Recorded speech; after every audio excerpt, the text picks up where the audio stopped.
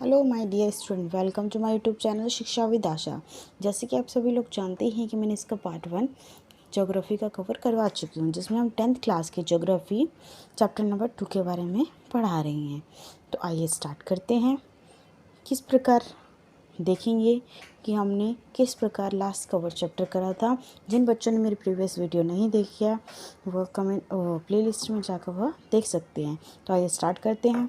भारत में जैव विविधता को कम करने वाले कारक कौन कौन से हैं? इसमें वन्य जीव का आवास का निवास होता है, मतलब जहाँ पे जो जीव जंतु रहते हैं उनका विनाश हो जाता है, एकदम से वो ख़त्म हो जाते हैं।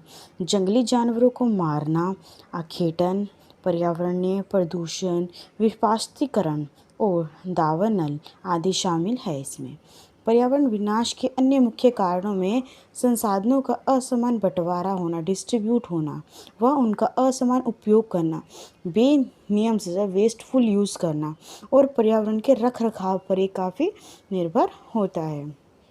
इसकी जिम्मेदारी में असमानता शामिल होती है, ठीक है, जिसमें हम इक्वालिटी नहीं देख सकते। आमतौर पर विकासशील देश जिसमें डेवलपमेंट होता है उसमें पर्यावरण का विनाश का मुख्य दोषी अत्यधिक जनसंख्या को माना गया है। अगर पर्यावरण को कोई भी हानि पहुंच रही है तो उसका मेन कारण क्या है बच्चों? जनसंख्या। यद्यपि एक अमेरिकी नागरिक का औसत संसाधन उपयोग एक सोमाली नागरिक के औसत उपयोग से 40 गुना होता है। इसी प्रकार शायद भारत के 5% से लेकर 25% गरीब लोग की तुलना में अपने संसाधन उपयोग द्वारा पर्यावरण को अधिक नुकसान पहुंचाते हैं, ठीक है। ये मुख्य कारण है। जनसंख्या सबसे ज़्यादा प्रभावित करती है पर्यावरण को नुकसान पहुंचाने में।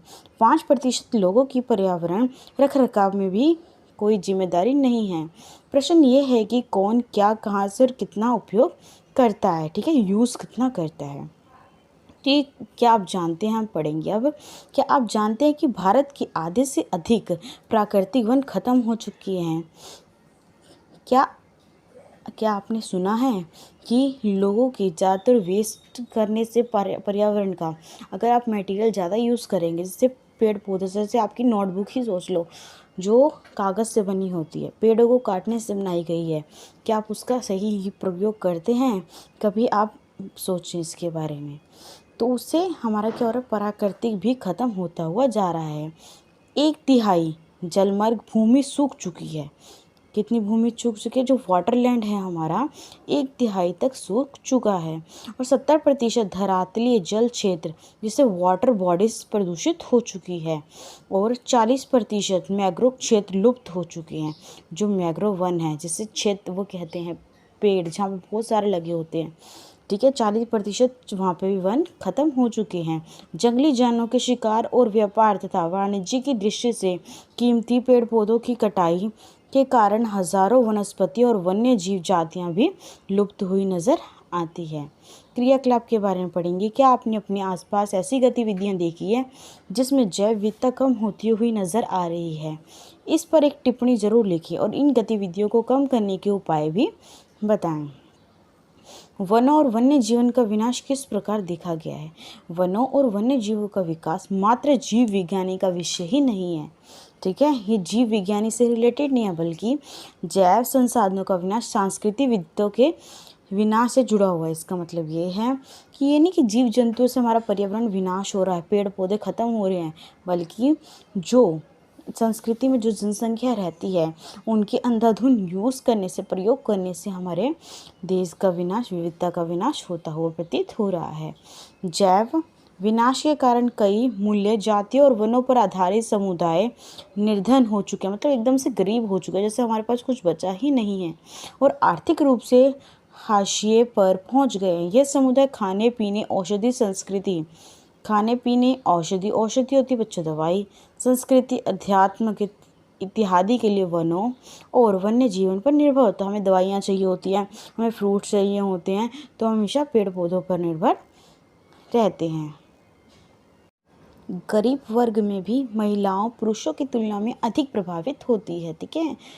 कई समाज में खाना, चारा, जल, अन्य की आवश्यकता होती है, परंतु उन वस्तुओं को इकट्ठा करने में उनकी मुख्य जिम्मेदारी देखने को मिलती है।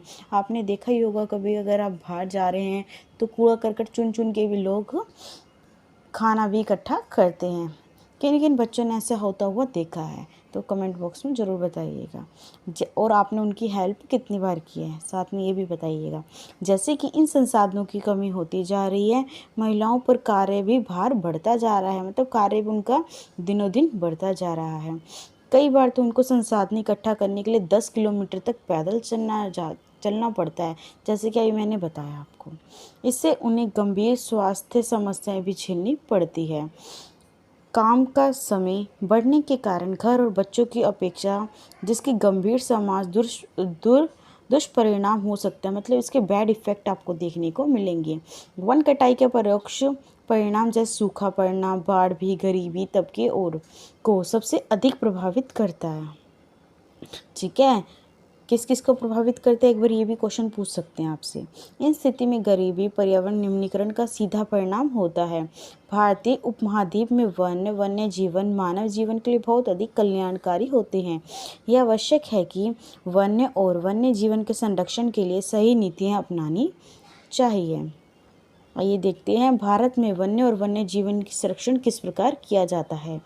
वन्य जीवन और वन्य में तेजी गति से हो रहे हैं। हारास्य के कारण इनका संरक्षण बहुत आवश्यक हो गया है। इनको बचाना, इनके तेजी से नुकसान होता जा रहा है, कटाई होती जा रही है, तो हमें अत्यधिक पेड़ लगाने चाहिए, तो इससे हम इन संरक्षण को बचा सकते हैं। परंतु वनों का कम से कम प्रयोग करना, ये नहीं कि अपने कोई वो बनाने बिल्डिंग बनाए तो वनों कटवा दो, बल्कि ऐसा नहीं करना चाहिए। जिसका भी कोई बर्थडे आए तो अपने बर्थडे पे पार्टी ना देकर आप एक पेड़ जरूर लगा सकते हैं।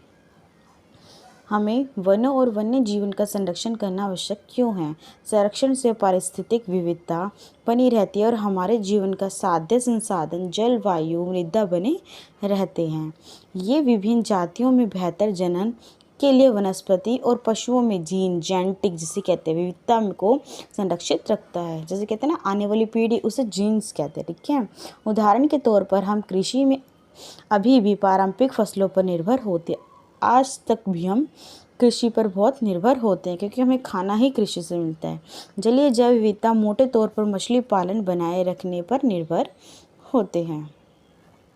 1960 और 1970 के दशक के दौरान पर्यावरण संरक्षण के राष्ट्रीय वन्यजीव सुरक्षा कार्यक्रम की पुरजोर मांग की गई थी। मतलब इस पे बोला था कि हमें चाहिए ही कि हमारा राष्ट्रीय वन्य जीवन जो सुरक्षा कार्यक्रम, उसे बढ़ावा दिया इन्होंने।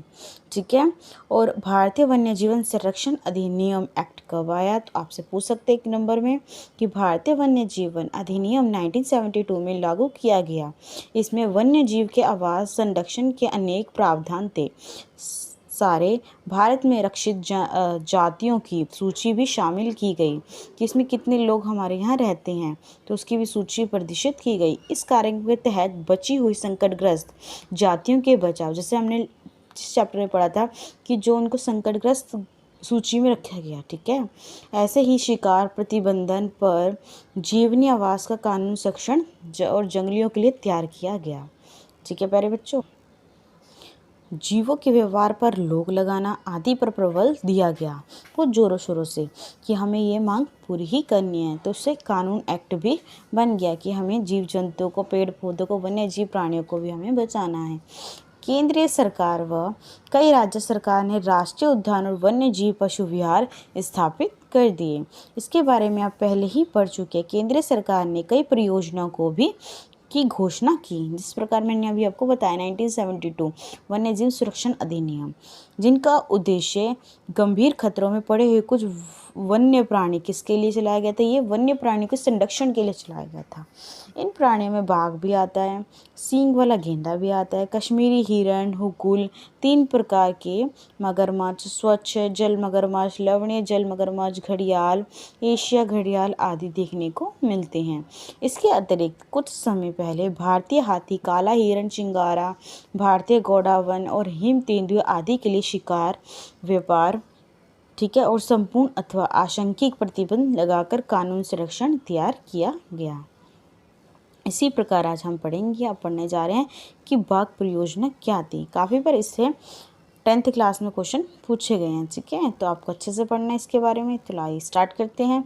वन्य जीव संरक्षण कि वन्य जीव संरक्षण बाघ टाइगर एक महत्वपूर्ण जंगली जाति है जो कि 1973 में 1973 में आधिकारिक नहीं पाई गई। देश में 20वीं शताब्दी के आरंभ में बाघों की संख्या अनुमानित संख्या 55,000 से घटाकर 1,827 रह गई। मतलब जहाँ पे 55,000 होते थे अब कितने हो गई 1,827। ठीक है, बाघों को मारकर उनका व्यापार करते थे। चोरी करना, आवासीय स्थलों का सिकुड़ना, भोजन के लिए आवश्यक जंगली उपजातियों संख्या को कम करना, जनसंख्या में वृद्धि, बाघों की घटती जनसंख्या के मुख्य कारण होते हैं।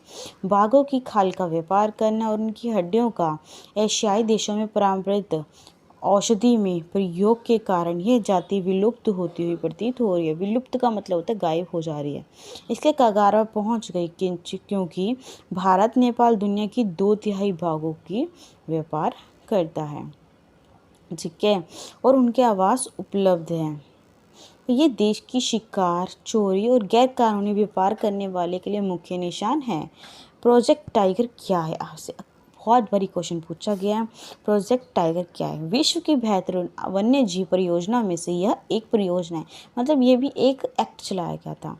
इसकी शुरुआत 1973 में हुई। तो आपसे 1 नंबर के क्वेश्चन में पूछ सकते हैं, और एसएससी जैसे क्वेश्चन में भी ये वाले क्वेश्चन बहुत बार आए हैं कि प्रोजेक्ट टाइगर कब स्टार्ट हुआ? तो 1973 में स्टार्ट हुआ।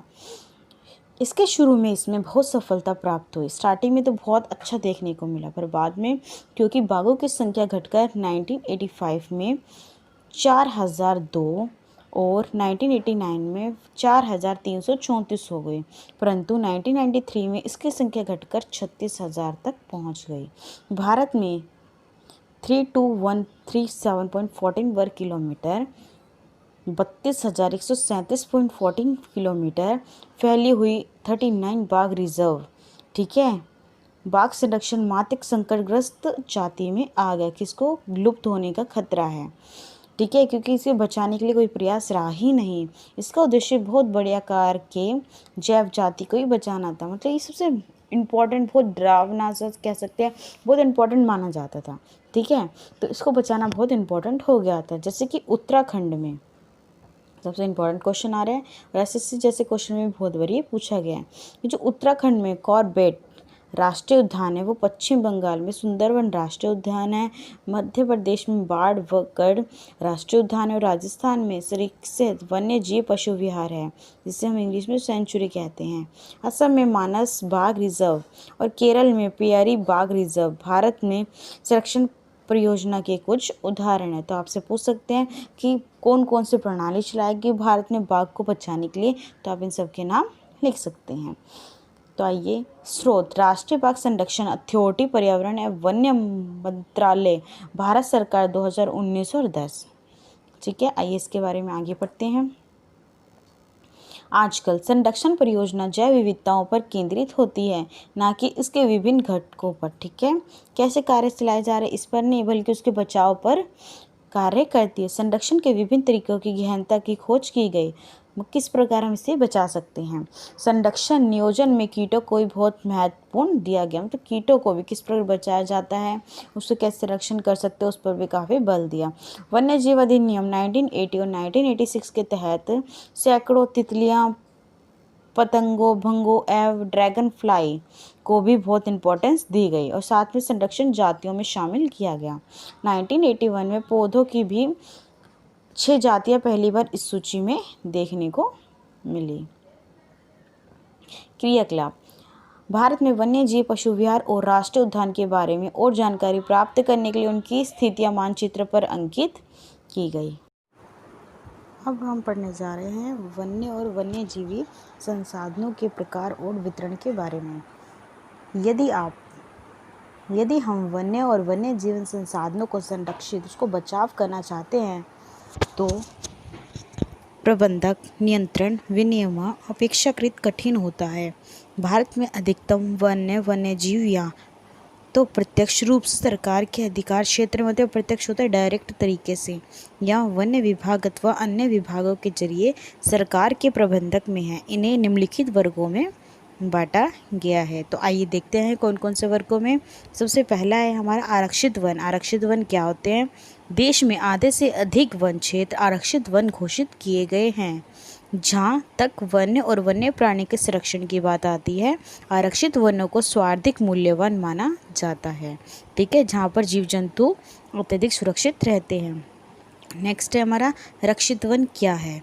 वन विभाग के अनुसार देश के कुल वन क्षेत्र का 1/3 हिस्सा सुरक्षित रहता है। इन वनों को और अधिक नष्ट होने से बचाने के लिए इनकी सुरक्षा की जाती है। अवर्गीकृत वन अन्य सभी प्रकार के वन और बंजर भूमि जो सरकार, व्यक्ति, समुदाय के स्वामित्व में होते हैं अवर्गीकृत वन कहलाते हैं। आरक्षित और रक्षित वन ऐसे स्थायी वन क्षेत्र हैं जिनका रखरखाव इमारती लकड़ी, अन्य वन पदार्थ और उनके बचाव के लिए किया जाता है। मध्य प्रदेश में स्थायी वनों के अंतर्गत स्वार्थिक क्षेत्र जो कि प्रदेशों के कुल वनों के खाली 75% है। कितना प्रतिशत है? ओनली 75%। इसके अतिरिक्त जो जम्मू और कश्मीर है और आंध्र प्रदेश, उत्तराखंड, केरल, तमिलनाडु, पश्चिम बंगाल और महाराष्ट्र में भी कुल वनों में बड़ा अनुपात आरक्षित वनों का है। जबकि बिहार, हरियाणा, पंजाब, हिमाचल प्रदेश, ओडिशा और राजस्थान में कुल वनों में रक्षित वनों का एक बड़ा अनुपात है, जो कि पूर्वोत्तर के सभी राज्यों में और गुजरात में अधिकतर वन क्षेत्र अवर्गीकृत वन है, जो कि स्थानीय समूह के प्रबंधक मतलब सरकारी चीज़ें वहाँ पर चलाई जाती है। तो आइए नेक्स्ट वीडियो की ओर चलते हैं, जिसमें अब हम पढ़ने जा रहे हैं कि समुदाय और वन्य संरक्षण क्या है। तो वन संरक्षण की नीति हमारे देश में कोई नई बात नहीं है। आमतौर पर इस बात पर अनजान है कि वन हमारे देश में कुछ मानव प्रजातियों के आवास भी है जहाँ पे जीव जंतु रहते हैं। भारत के कुछ क्षेत्र में तो स्थानीय समुदाय सरकारी अधिकारियों के लिए साथ मिलकर अपने आवास स्थलों के संरक्षण में जुट जाते हैं, मतलब बचाव में लग जाते हैं, क्योंकि इसी से ही दीर्घकाल में उनकी आवश्यकताएं जो आने वाले समय में उनकी आवश्यकता को पूर्ति मिलती है। जैसे कि बाघ रिजर्व में राजस्थान के गांव के लोग वन्यजीवी संरक्षण अधिनियम के तहत वनों से खनन कार्य बंद करने के लिए संघर्षित रहे। कई क्षेत्रों में तो लोग स्वयं मतलब खुद ही वन्यजीव आवासों की रक्षा करते रहे कि हमारे इधर के गाँव में रहने वाले जीव जंतु को कोई प्रॉब्लम ना हो, और सरकार की ओर से हस्तक्षेप भी स्वीकार नहीं कर रहे थे। राजस्थान के अलवर जिसे 5 गांव के लोगों ने 12,000 हेक्टेयर वन भूमि भैरोद्वर डाकवर सेंचुरी घोषित कर दी, जिसके अपने ही नियम कानून बने जो शिकार वर्जित करते हैं तथा बाहरी लोगों की घुसपैठ से यहाँ के वन्य जीवन को बचाते हैं। वह पढ़ेंगे पवित्र पेड़ों के झुरमट विविध और दुर्लभ जातियों की संपत्ति किस प्रकार नष्ट हुई या उनको मिली।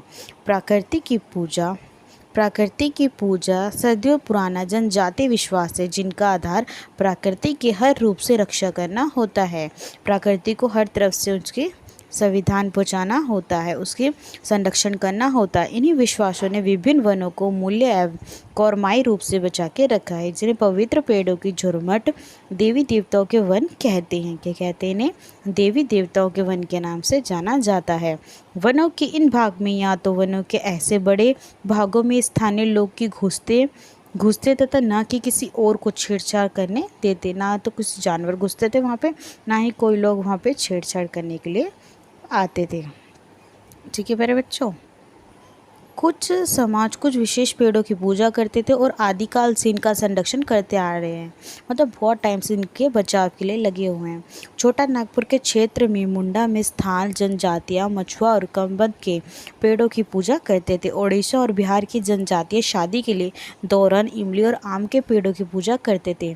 इनमें से बहुत से व्यक्ति पीपल वट वृक्ष को पवित्र मानते थे और इसकी पूजा किया करते थे। भारतीय समाज में अनेकों संस्कृति और प्रत्येक संस्कृति में प्रकृति को इसकी कृत्य को संरक्षित रखा गया, इसको बचाया गया है अपने पारंपरिक तरीके से। ठीक है, आमतौर पर झरने, पहाड़ियाँ, पेड़ों, पशुओं को पवित्र मानकर उनका संरक्षण किया जाता था, उनको बचाया जाता था। आप अनेक मंदिर के आसपास बंदर लंगूर पाएंगे। उपासक उन्हें खिलाते पिलाते देखेंगे। मंदिर के भक्तों में गिनती हैं। राजस्थान में विश्व 9वें गांव हैं। उसके आसपास है कि काले हिरण है, चिंगारा है, नीलगाय है और मोरों के झुंड देखने को मिलते हैं। यहाँ जो वहाँ के समुदाय का अभिन्न हिस्सा है और कोई उनको नुकसान भी नहीं पहुँचाता है। अब हम देख रहे क्रियाकलाप की ओर। आप अपने आसपास के किसी ऐसे रीति रिवाजों के बारे में एक लेख लिखें जो पर्यावरण के बचाव और उसके संरक्षण के लिए मदद कर दे। हिमालय प्रसिद्ध में चिपको आंदोलन, जो सबसे बहुत बड़ी एसएससी जैसे क्वेश्चन और हमारे 10th क्लास के पेपर में हमेशा पूछे गए, लॉन्ग क्वेश्चन भी और शॉर्ट क्वेश्चन भी, कि चिपको आंदोलन क्या है, कहाँ से स्टार्ट हुआ। तो आइए पढ़ते हैं। हिमालय में एक प्रसिद्ध चिपको आंदोलन हुआ। कई क्षेत्रों में वन की कटाई रोकने में ही कामयाब नहीं हुआ, परंतु यह भी दिखाया गया कि स्थानीय पौधों की जातियों का उपयोग करके सामुदायिक वनीकरण अभियान को सफल बनाया जा सकता है, परंतु संरक्षण तरीकों को पुनर्जीवित करके पारिस्थितिक कृषि के नए तरीकों का विकास करके अब व्यापक हो गया है कि टहरी में किसान का बीज बचाव आंदोलन और नवोदायन ने दिखाया है। रासायनिक उर्वरकों के प्रयोग के भी विविध फसल उगाई जाती है। उसके द्वारा आर्थिक रूप से व्यवहारिक कृषि का उत्पादन संभव होता जा रहा है। भारत में संयुक्त वन प्रबंधन कार्यक्रम शहरी वनों के प्रबंधक और पुनः जागरण में स्थानीय समुदायों की भूमिका के महत्व को उजागर करते हैं। औपचारिक रूप से इन कार्यक्रम की शुरुआत 1988 में जब ओडिशा राज्य ने संयुक्त वन प्रबंधक का पहला प्रस्ताव पास किया। वन विभाग के अंतर्गत संयुक्त वन प्रबंधक शहरी वनों के बचाव के लिए यह कार्य बहुत जरूरी हो गया। इसमें गांव के स्तर पर संस्थाएं बनाई जाती है जिसमें ग्रामीण और वन्य विभाग के अधिकारी संयुक्त रूप में कार्य करते हैं। इसके बदले में समुदाय मध्य स्तरीय लाभ जैसे कि गैर इमारती वन और उत्पादों के हकदारी होते हैं। यह फसल संरक्षित से प्राप्त इमारतें लकड़ी लाभ में भागीदारी होती है। भारत में पर्यावरण के विनाश और पुनर्निर्माण की क्रियाशीलताओं से सीख मिलती है कि स्थानीय समुदायों को हर जगह प्राकृतिक संस्था प्रबंधक में शामिल करना चाहिए। ठीक है, सरकारी अगर लोग शामिल होंगे तो उसका जल्दी से जल्दी कोई अच्छा परिणाम निकलता है, परंतु स्थानीय समुदायों को फैसला लेने की प्रक्रिया में मुख्य भूमिका में आने में अभी देर है। अतः वे विकास क्रिया को मान्य होनी चाहिए जो जनमानस पर केंद्रित होती है, पर्यावरण हितैषी है और आर्थिक रूप से प्रतिफल होता है। मतलब अत्यधिक पर्यावरण का प्रयोग करके बहुत नुकसान देखने को मिलता है। इसी प्रकार हम देखेंगे कि पेड़ और विशेष असीमित दयालु उदारपूर्ण जीवधारी जो अपने सत्य पोषण के लिए कोई मांग नहीं करता था, मतलब अपने लिए अपनी ज़रूरत के लिए नहीं वो करता था, बल्कि अपनी दानशीलता पूर्वक अपनी जीवन क्रियाओं को भेंट करता था कि वो क्या क्या क्रिया कर सकता है, किस प्रकार जानवर को बचा सकता है, उस पर वो ज़्यादा क्रिया करता था। यह सभी की रक्षा करता था और स्वयं खुद ही कुल्हाड़ी चलाने में विनाशक को भी छाया प्रदान करता था। तो इससे तो आपको पता ही चल गया कि पेड़ एक विशेष असमय दयालु सा था।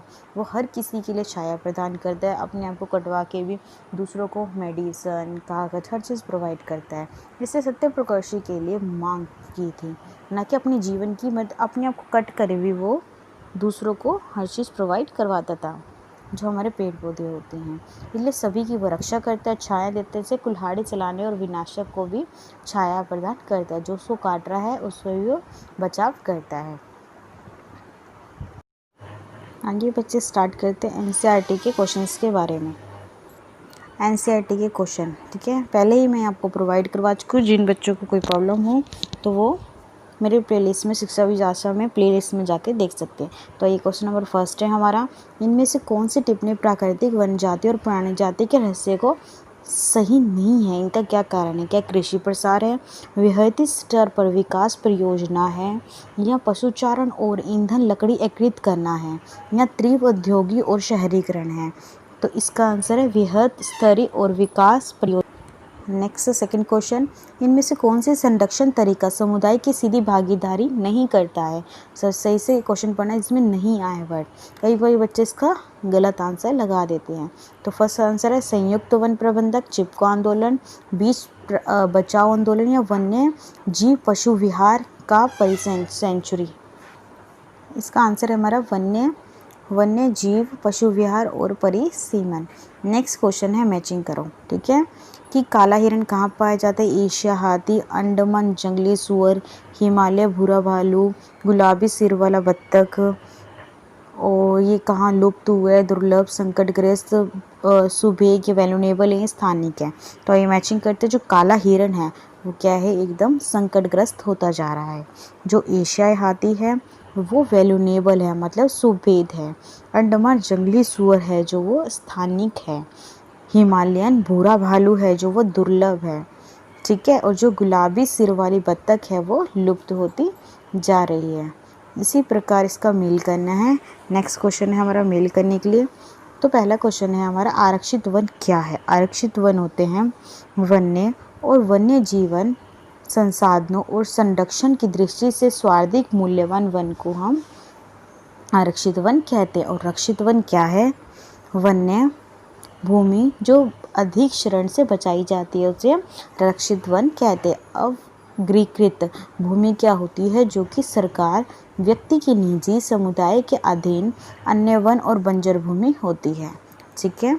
नेक्स्ट क्वेश्चन है हमारा फोर्थ क्वेश्चन, जिसमें फर्स्ट क्वेश्चन है कि जैव विविधता क्या है? सबसे इम्पोर्टेंट क्वेश्चन अक्सर पेपर में पूछा गया है कि जैव विविधता क्या है, मानव जीवन के लिए महत्वपूर्ण क्यों है?